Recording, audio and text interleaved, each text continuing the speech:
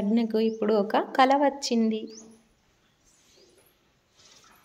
ఇంతకు ముందైతే ప్రజ్ఞ వాళ్ళ అమ్మ నాన్న మమ్మల్ని జాగ్రత్తగా దాచిపెట్టుకునేవారు. ఇప్పుడు ప్లాస్టిక్ యుగమే కదా, కాగితపు సంచులు ఎవరికి కావాలి? కుర్చీలు, డబ్బాలు, గిన్నెలు అన్ని ప్లాస్టిక్ మయమే. ఎటు చూసినా ప్లాస్టిక్ ప్లాస్టిక్. చివరికి ఎన్నికల ప్రచారానికి ఉపయోగించే బృందాలు, ఫోటోలు కూడా బట్టతడి చేసినాయి కాక ప్లాస్టికే కదా. ఇప్పుడు అందరికి ప్లాస్టిక్ పిచ్చే పట్టింది. మరి ప్లాస్టిక్ పై లాభాలు ఉన్నాయి కాబట్టి ప్లాస్టిక్ పై మోజు పెరిగింది. ప్లాస్టిక్ వస్తువులు ఆకర్షణీయంగా ఉంటాయి. మట్టి వస్తువులు లెక్క అవి తొందరగా పగిలిపోవు. స్టీల్ వస్తువుల లెక్క ఎక్కువ ఖరీదు కూడా కావు. కాగితపు వస్తువుల లెక్క నీళ్లు తగలగానే చినిగిపోవు. ప్లాస్టిక్లతో ఎంతో నష్టమో తెలుసా నీకు? కాగితపు సంచులు, మట్టి వస్తువులు, కట్టె వస్తువులు పాడైతే వాటిని పారేస్తారు కదా, అవి కొన్ని రోజుల తర్వాత మట్టిలో కలిసిపోతాయి. కానీ ప్లాస్టిక్ వస్తువులు పారేస్తే మట్టిలో కలిసిపోవు. మట్టి అంతా ప్లాస్టిక్ మయమవుతున్నది.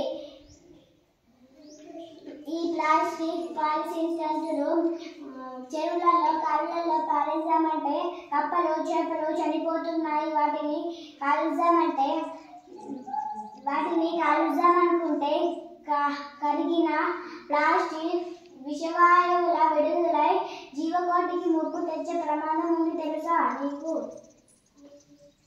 ప్లాస్టిక్ పర్యావరణం పాడు చేస్తూ నష్టపరుస్తున్నదని నమ్ముతాం. కానీ ప్లాస్టిక్ వాడడం మానేసి కాగితాన్ని వాడడం మొదలు పెడితే ఎంత కాగితాలన్నా సరిపోదు కదా. చాలా చెట్లన్నీ నరికి వేయాల్సింది వస్తుంది.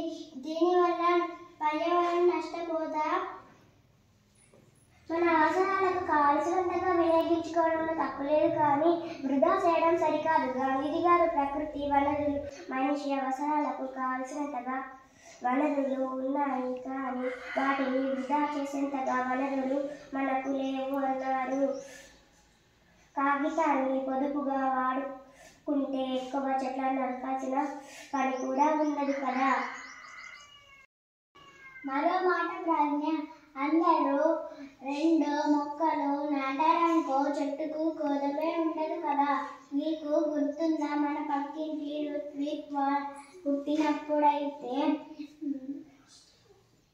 వాళ్ళ నాన్న అదే రోజు ఒక వేప మొక్క నాటాడు.